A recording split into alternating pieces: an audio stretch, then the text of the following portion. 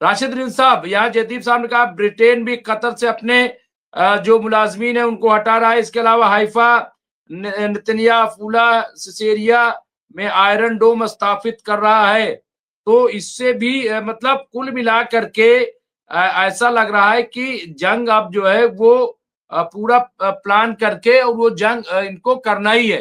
राशिद रिजवी साहब, देखिए, यहाँ तक हमको लगता है कि जिस स्पीड से न्यूज आ रही है और काम चल रहा है, वैसे हालात इतने खतरनाक नजर नहीं आ रहे हैं। ये सिर्फ जो बैकडोर से बात भी चल रही है, उन बातों में अपने मतलब का कोई भी निगोशिएशन कराना चाहता है अमेरिका। इसलिए सतही तौर पर इस तरह की चीजें पब्लिक के सामने, आवाम के सामने रखी जा रही है कि बस अब हो गया, अब हो जाएगा, अब होने वाला है।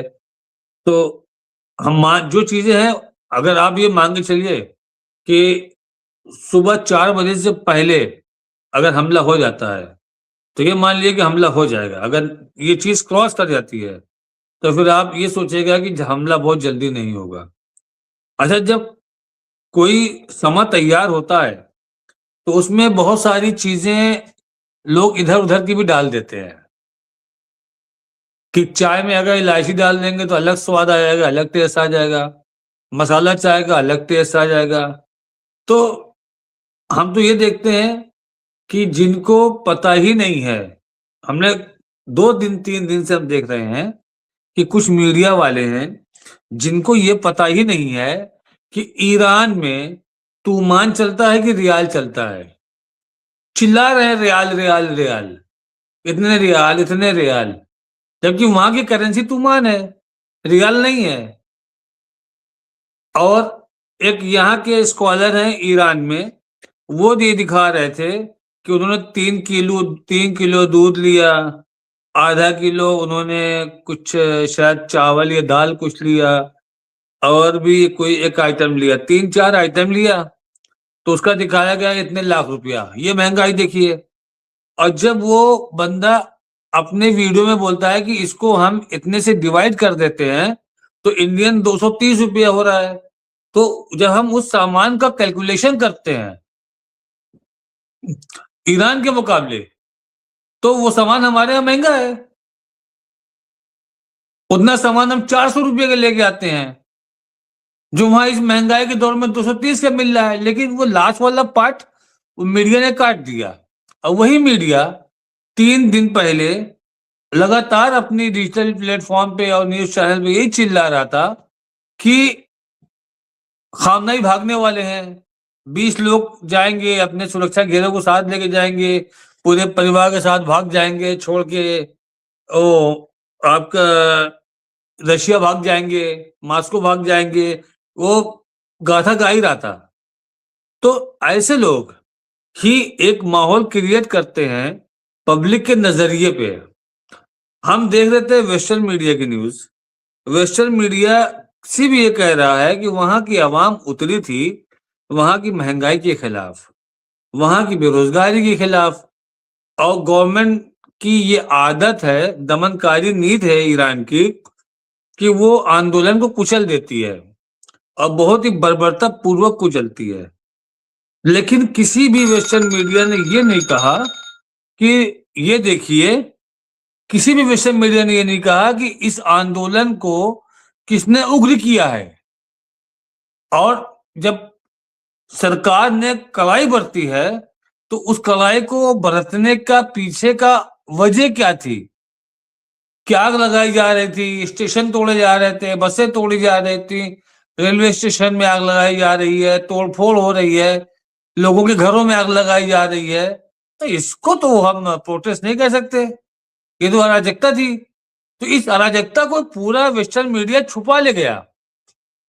और वेस्टर्न मीडिया छोड़िए, इंडियन मीडिया भी इस चीज को दबा के चल रहा है। पता नहीं वो ट्रंप को खुश करना चाह रहे हैं, क्या करना चाह रहे हैं। मैं नहीं कहता हूं कि आप ईरान का साथ दो, मैं कहता हूं जो सच हो वो बताओ। वहां महंगाई है वहां के हिसाब से, यहाँ के हिसाब से नहीं। अगर आप वहां की महंगाई की तुलना यहां से करेंगे तो उससे ज्यादा महंगाई तो हमारे यहाँ है। लेकिन राशिद साहब, आज मैंने देखा है कि मीडिया का काफी रुख बदला रहा है और अमेरिका को काफी टारगेट किया है कि अमेरिका की कौन सी गुंडागर्दी है कि जिस पे चाहेगा हमला कर देगा, जहां चाहेगा तख्ता पलट कर देगा। ये ठीक नहीं। तो आज मैंने देखा कि काफी जो है वो थोड़ा से चेंज भी रहा है। नहीं तो ठीक है, ये उनका अपना नजरिया अगर बदल रहा है तो अच्छी बात है।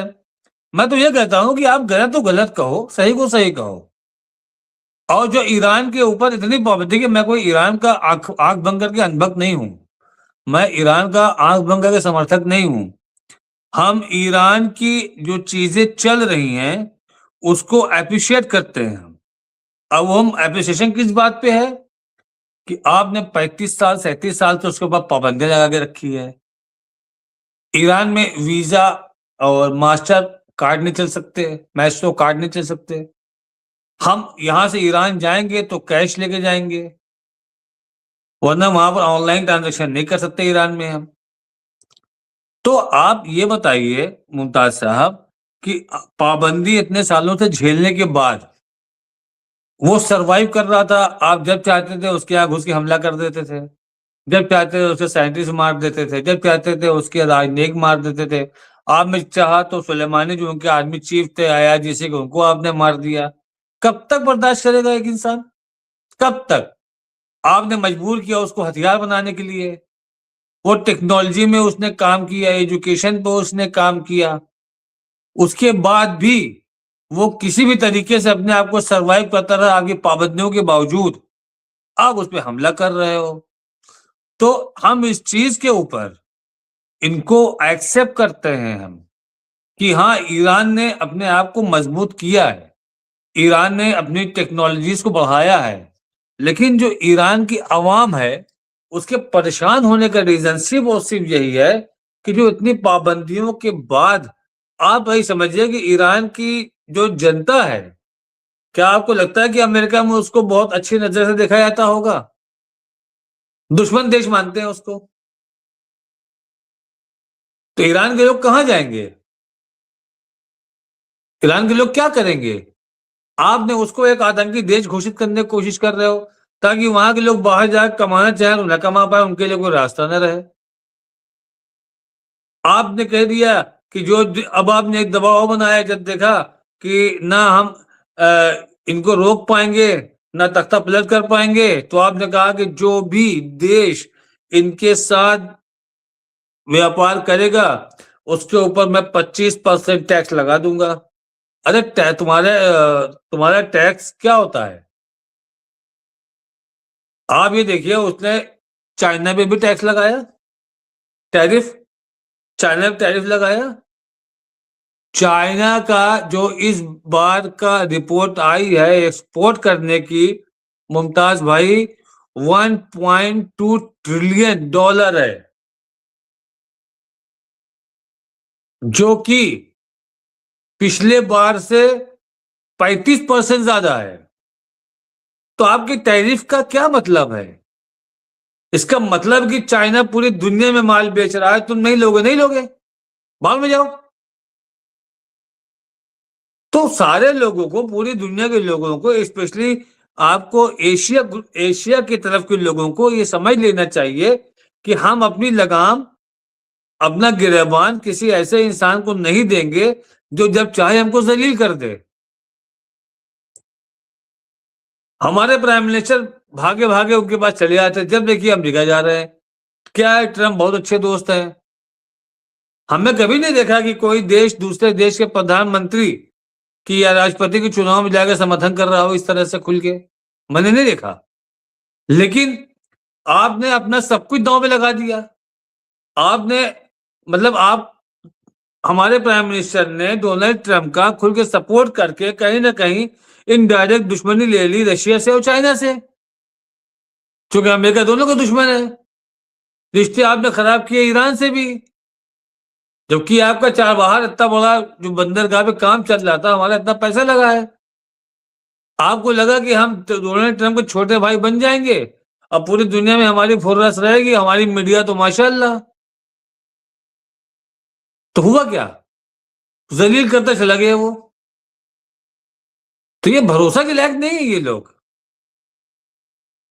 कोई तो एक भरोसे स्टेप बता दे। मैं इस पे फिर आऊंगा कि भरोसे के लायक नहीं है, ये कह रहे हैं फिरोज बख्त साहब। लेकिन अभी अभी जो मैं देख रहा हूँ हालात जो जिस तरह के सामने आ रहे हैं, क्या लग रहा है कि अगर जंग हो गई तो आपको क्या नजर आ रहा है? क्योंकि कई बार आपने इन चीजों को प्रिडिक्ट किया, हालांकि हम सब दुआ करते हैं कि जंग ना हो, क्योंकि जंग जो है होगी तो इस बार खतरनाक मोड में होगी, क्योंकि चाइना और रूस ये भी मॉनिटर कर रहे हैं, और रूस ने तो बाकायदा अमेरिका को धमकी दी है। और मुझे ऐसा लग रहा है कि अब इस बार जंग जो है वो इजराइल तक महदूद नहीं रहेगी। भले ही चाहे एक वॉर हो, लेकिन ये वॉर अमेरिका के अंदर दाखिल होगी, मुझे ऐसा लग रहा है। फिरोज बख्त साहब। देखिए डॉक्टर मुमताज आलम, वही बात फिर आती है दोबारा कि 50-50 चांसेस हैं वॉर के। हो जाएगी तो होगी, सब तमाम तैयारियां मुकम्मल हैं दोनों तरफ से। और नहीं होगी, थोड़ा सा मतलब वॉर प्रोपेगेंडा चलेगा, दोनों साइडें अपने को विजयी घोषित करने का प्रोपेगेंडा करेंगी बिना वॉर के, जैसे अभी चल रहा है। और वॉर हो गई तो फिर वो तो टाइम विल टेल। तो मामला बराबर का है, 50-50 है, वॉर हो भी सकती है और वॉर मतलब थम भी सकती है। लेकिन अगर वॉर हो गई तो ईरान फिर बदला लेगा अपना 40-50 साल से जो उसको रोक के रखा है, पाबंदियां उस पर लगा रखी हैं। अभी आपने एक खबर पढ़ी होगी कि ईरान ने हाल फिलहाल में अपने जो मिसाइल रशिया को भी बेचे हैं, $2 बिलियन के। कितने? $2 बिलियन के जो उसके बेस्ट मिसाइल हैं। जब वो इन हालात में रशिया को बेच रहा है तो अपने पास तो रखेगा ही ना पूरा सिस्टम। तो ये बात आप मान के चलिए कि हो जाने दो लड़ाई, और अमेरिका का अरमान निकलने दो, इसराइल का अरमान निकलने दो, और उनके जो हिमायती हैं, ब्रिटेन है, फ्रांस है, जर्मनी है, जो भी हैं, उनके भी अरमान निकलने दो।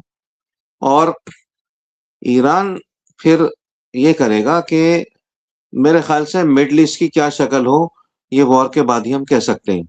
अभी मैं इसको प्रेडिक्ट नहीं कर रहा, मैं कौन होता हूँ प्रेडिक्ट करने वाला? ना तो मैं कोई फौजी आदमी हूँ, ना मैं एयरफोर्स से हूँ, ना मैं किसी मिलिट्री या किसी नेवी से हूँ। लेकिन एक आम आदमी के नाते मैं इस बात को जरूर मैं प्रेडिक्ट कर सकता हूँ कि अगर हमला किया गया अमेरिका के जरिए ईरान के ऊपर, तो ये फैसला कौन वॉर होगी। जरा देखिए, कोई और कॉल आ ईरान गई क्या अपनी, आपकी? एक मिनट आपकी मैं आवाज देखता हूँ। ब्रेक हो रही जी। अच्छा जी, हेलो, आवाज आ रही है मेरी? आ गई, अब आ गई आप। नहीं, ठीक। कॉल को मैंने डिस्कनेक्ट कर दिया है। ऐसा है, देखिए मैं उसको बात को पूरा कर रहा हूँ, मुकम्मल कर रहा हूँ कि अगर ये हमला कर दिया अमेरिका ने, जो कि अमेरिका कर सकता है 50%, और अगर मान लो 50% को मान के चल रहा हूं मैं कि 50% of attacking Iran is a heavier percentage, तो फिर ईरान का, अब हम तो कह रहे हैं ना, फिर ये नहीं पता ईरान क्या से क्या कर दे। ईरान के जितने भी वहां फौजी हैं, आईआरजीसी के हैं या बसीजी फोर्स है, जो भी कुछ है, वो फिर सब उसमें अभी से लगे हुए हैं। और पहला बटन दबते ही, पहला ट्रिगर होते ही अमेरिका की जानिब से, फिर वो डेवस्टेट कर देगा। ठीक है। ईरान अमेरिका को इस लायक नहीं छोड़ेगा कि वो मिडल ईस्ट से जो भी उसके तेल के मामलात हैं, जो भी उसके कॉमर्स के मामलात हैं, ट्रेड के मामलात हैं, उन कंट्रीज को इस लायक नहीं छोड़ेगा, चाहे वो कतर हो, चाहे वो आपका सऊदी अरब हो, चाहे वो यूएई हो, और हत्ता कि वो इजिप्ट हो, जो कि मिलिटरीली बहुत पावरफुल है। ईरान ने अपना सिस्टम विदाउट प्रोफाउंड एयरफोर्स, उन्होंने इसका तजुर्बा कर लिया है, मरने को तैयार हैं। ईरानी कहते हैं कि अरे आज रात आज रात क्या, तुम 1 घंटे में हमें अटैक कर दो, हम अटैक के लिए तैयार हैं। उसके बाद फिर तो हमें देखो हम क्या करते हैं। ये मैं कोई उसकी बड़ नहीं कर रहा हूँ, मतलब कोई देवमाला ही बड़ नहीं कर रहा। ये ऐसा माहौल ईरान में क्रिएट हो चुका है। और जो ये लोग जो प्रोटेस्ट कर रहे हैं वो सही कहा राशिद साहब ने, ये आतताई लोग हैं, ये प्रोटेस्टर नहीं हैं। ये लोग जो हैं ये ईरान को बर्बाद करने वाले लोग हैं। और जब आप उनके ऑफिसेस को बर्बाद करेंगे, उनके उनके एयरपोर्ट्स वगैरह को बर्बाद करेंगे, ट्रेन्स को, पूरा जो सिस्टम है, चाहे वो उनके बिजली घरों कुछ हो, उनकी उनकी सरकारी दफातर हों, तो जाहिर सी बात है उसका खमियाजा यही होगा कि उनको खत्म किया जाएगा। कोई कोई किसी को नहीं मारना चाहता, लेकिन अगर इस तरह से आप अपने मुल्क को तबाह करेंगे तो तबाह करने के लिए तो रोकना है ना। आप आपका अगर कोई घर का दरवाजा तोड़ने आए या तोड़ दे तो आप क्या करेंगे? आप खुद अगर अटैक नहीं कर सकते, आप पुलिस थाने में जाएंगे, पुलिस उसको पकड़ेगी। तो ये तो देखिए जो कुछ हो रहा है ईरान में, ये पीछे से उकसाया गया है। और ये कहना ट्रम्प का कि जी तुम लगे रहो और हम अपनी मदद भेज रहे हैं, ये परले दर्जे की बेईमानी है, परले दर्जे की ये मैं समझता हूँ शैतानी हरकत है, और इससे ट्रम्प को बचना चाहिए। अभी ट्रम्प ने अटैक नहीं किया ईरान पे, और मैं ट्रम्प की खैर मना रहा हूँ। जिस दिन ट्रम्प ने ईरान पे अटैक कर दिया तो फिर दुनिया में क्या होगा कोई कुछ नहीं कह सकता। अच्छा, अभी ईरान सब संभाल लेगा। ईरान बगैर रूस, चाइना, नॉर्थ कोरिया, फलाना ढिमकाना, बिना सबके संभाल लेगा ईरान, ठीक है। लेकिन लेकिन अगर चाइना और रशिया जैसे ममालिक भी साथ में आ गए तो आप फोन काट समझिए। दिए कीजिए फिरोज बख्श साहब, फोन कोई जी। आया करे तो काट, क्योंकि फिर आवाज नहीं आती है। हाँ, हम्म, जी जी एक मिनट। जी जी जी फिरोज साहब, चलिए मैं आऊंगा फिर फिरोज साहब आपके पास। मैं राशिद रिजवी साहब, आपको क्या लग रहा है कि अगर जंग होगी तो ये कितनी खतरनाक हद तक हो सकती है, और क्या ये हम मान लें कि फिर ये तीसरी आलमी जंग का रुख इख्तियार कर सकती है? क्योंकि क्योंकि अगर मिडिल ईस्ट पूरा देखिए जाएगा इसमें, और ईरान बख्शेगा नहीं, हम अटैक करेगा, खाली हो भरा हो जैसा भी हो, तो और इजराइल भी जो है चपेट में बुरी तरीके से आने वाला है, ऐसा लग रहा है। तो क्या लग रहा है इसमें? नॉर्थ कोरिया की तरफ से भी कुछ बयान नहीं आया, उसका क्या रोल होगा? क्योंकि नॉर्थ कोरिया ने बहुत एतमाद में लिया था और बहुत यकीन दिया है, तो हालात तो बड़े खतरनाक उस तरफ पहुंच जाएंगे अगर जंग हुई तो। हालांकि फिर मैं कह रहा हूं कि जंग ना हो। मुमताज भाई, अगर जंग होती है तो पहला निशाना इजराइल रहेगा, क्योंकि ईरान भी जानता है और अरब लीग के लोग भी जानते हैं कि राक्षस की जान जिस तोते में है वो इजराइल में रहता है। तो इजराइल बहुत ही इंपॉर्टेंट है अमेरिका के लिए।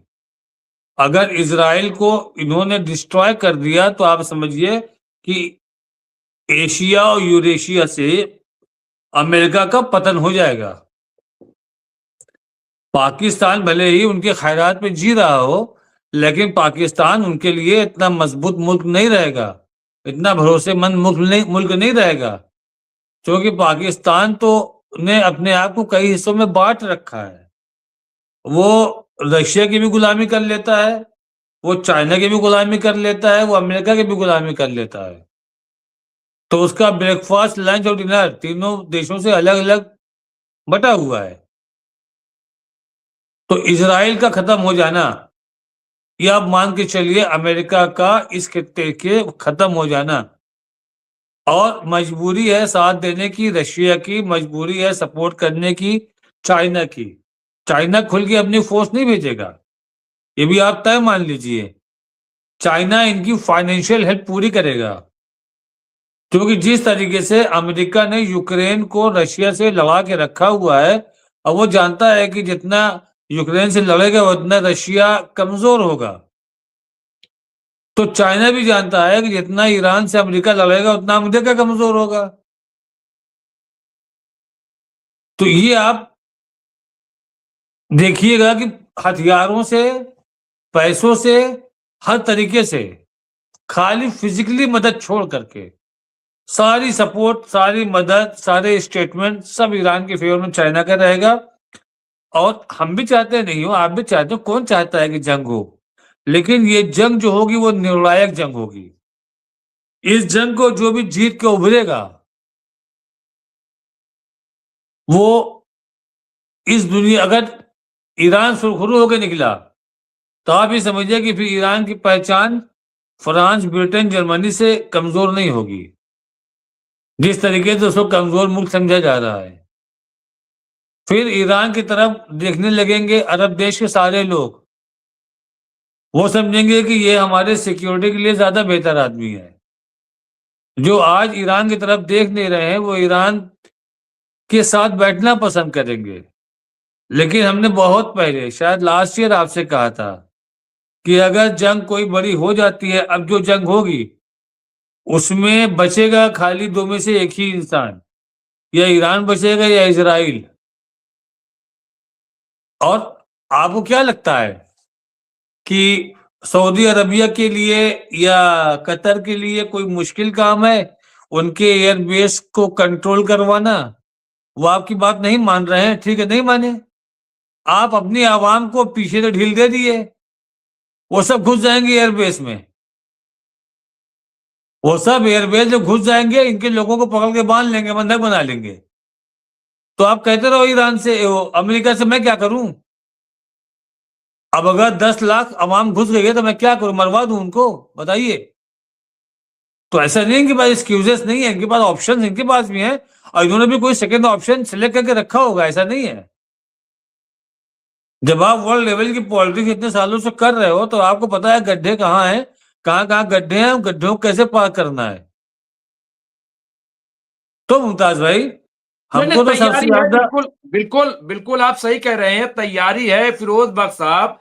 और अभी जिस तरह से हिजबुल्लाह हो या हूती, आपने एक फिरोज ये मतलब इस पे आप यकीन न कीजिएगा, लेकिन चूंकि बात हो रही है और जियो पॉलिटिक्स है तो मैं इसलिए कह रहा हूं कि आपने कई बार ये सुना कि हूती जो है वो धीरे धीरे पहुंच रहे हैं। जॉर्डन में भी काफी ऐसे लोग जुड़े हुए हैं, ईरानियन भी हैं, और इस तरह की खबरें लेबनान में भी या इस तरीके से। तो क्या अगर जंग शुरू हुई तो क्या ऐसा हो सकता है कि इजराइल में जमीनी जंग भी शुरू हो जाए और वहां लोग पहुंच जाएं जमीन से? इधर हवाई जंग हो, उधर जमीन से लोग जा करके और तिल अवीव पे झंडा फहरा दे। देखिए ऐसा है डॉक्टर मुमताज आलम कि जंग में कोई वईद नहीं है, कुछ भी हो सकता है, ठीक है। और ये कि जमीनी जंग में इसराइल में जाके जो है वो जॉर्डन का या मिस्र का या ये है कि ईरान का झंडा फहरा दें, ये थोड़ा सा मतलब मुझे कुछ ज्यादा लगता है। मुझे तो ऐसा भी लगता है कि जमीनी जंग के इम्कानात कम है।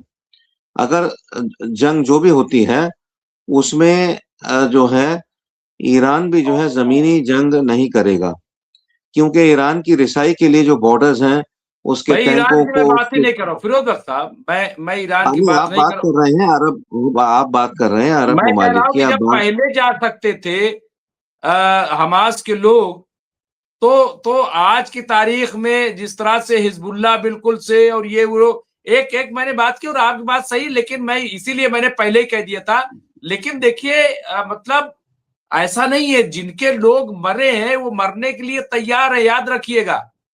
वो कुछ भी कर सकते हैं, ये भी आप ज़हन में बैठा के रखिएगा। जिनके घर के लोग मारे गए हैं और कोई नहीं बचा है, वो तो चाहता है कि पर लग जाए मेरे। जी। नहीं नहीं देखिए जो ये एहसास है, एहसास ऐसा ही है, बिल्कुल सही एहसास है आपका, यही फीलिंग्स होती हैं। लेकिन एक बात आप याद रखिए डॉक्टर मुमताज, कि ना तो हमास, ना हूती, ना अल कस्साम, ना हिजबुल्लाह, और ना ही इसी तरह का कोई और दीगर रेजिस्टेंस ग्रुप, ये जो है ये फौजें नहीं है। और ये रेजिस्टेंस ग्रुप जरूर हैं, ये अपनी कंस्टिट्यूएंसी के अंदर फाइट करते हैं और अच्छा काम, अच्छा इन द सेंस कामयाब भी होते हैं, जैसे पहले भी हो रहे थे। लेकिन मुझे ये नहीं लगता कि ये बॉर्डर क्रॉस करके जैसे पहले चले गए थे, वो तो क्या था क्या नहीं था वो तो तारीख बताएगी, किताबों में लिख के आएगा। हो सकता है वो इसराइल ने खुद ही किया हो, अपने 1200 लोगों को मरवा के इसराइल ने और ये अपना ग्रेटर इसराइल बनाने के लिए कहा चलो 1200 का हम कुर्बानी देते हैं, इस बहाने हम ये ग्रेटर इसराइल बना लेंगे। ये भी हो सकता है, ठीक है। और कुछ हमासियों को उन्होंने देखिए ये एक बहुत बड़ा गड़बड़ झाला है जो 7 अक्टूबर 2023 की बात है, ठीक है। तो उसको तो आप छोड़ दीजिए, लेकिन यह है कि अगर जंग हुई, खुदा न खास्ता जंग हुई, तो वो जंग बड़ी खतरनाक होगी। और ईरान, जैसे मैंने आपको बताया है, वो सर पे कफन बांध के बैठा है। ईरान मिडिल ईस्ट में मतलब किसी को बख्शेगा नहीं। इससे पहले कि सऊदी अरब सोचें कि हम अमेरिका का साथ देने के लिए अपनी एयरफोर्स को, इजिप्ट और सऊदी अरब बड़े मजबूत मुल्क हैं, कतर भी एक भारी भरकम मुल्क है, दैट वे कुवैत में भी मतलब वो भी इनके साथ ही रहेगा। तो लेकिन ये लोग, मुझे लगता नहीं कि ईरान के खिलाफ अमेरिका की हिमायत में खड़े हो जाएंगे। ये खामोश तमाशाई जैसे अब तक बने हुए बैठे हैं 2-2.5 साल से गाजा के ताल्लुक से, इस जंग में भी खामोश तमाशाई बन के बैठे रहेंगे। ना तो ये अमेरिका के कहने पे ईरान पे अटैक करेंगे, और ना ही ये कुछ इस तरह का कोई हरकत करेंगे, और ना ही इसराइल और अमेरिका के खिलाफ जाएंगे। इन्होंने बिल्कुल तो बिल्कुल, मैं फिर है ना? आऊंगा फिरोज बख्श साहब। यहाँ पे जयदीप सिंह मुंदेला साहब ने अपडेट किया, यहाँ पे ईरान के लार्ज एरिया में ईरानी सेना का मूवमेंट देखा जा रहा है, ये जयदीप सिंह मुंदेला साहब ने अपडेट किया है। इसके साथ साथ जयदीप सिंह मुंदेला साहब ने यह भी बताया कि इजराइल में अब कई मीडिया चैनल की ब्रॉडकास्टिंग बंकरों से की जा रही है, ऐसी वो इत्तला दे रहे हैं। तो जाहिर सी बात है ये वो तमाम खबरें हैं जिससे ऐसा लग रहा है कि जंग जो है वो बिल्कुल आप ये कह लें कि बिल्कुल स्टार्टिंग पोजीशन में। लेकिन 2 मिनट पहले मैं ये आपको एक दिखाना चाहता हूं, यहाँ पे राशिद रिजवी साहब, ये तस्वीर आई है और ये आप देख सकते हैं प्रेस टीवी की है कि 2 मिनट की किस तरह से काजवीन की ये तस्वीर है। लोग जो है कितनी बड़ी तादाद में, यानी आप ताहद्दे नजर भीड़ आप देख सकते हैं। ये वहां पे ये आप देखिए, जो वहां पे फौजी मारे गए, ये आप देखिए इस तरह से लोग जो है वो निकले हैं। तो इसको किस तरह से आप मतलब वहां पे ऐसा कोई माहौल, कोई अफरा तफरी कुछ भी कम से कम नजर नहीं आ रही है। और ऐसा लग रहा है कि वहां के हालात जो है वो बिल्कुल वो जैसे ठीक है। तो क्या क्या कहेंगे इसके बारे में?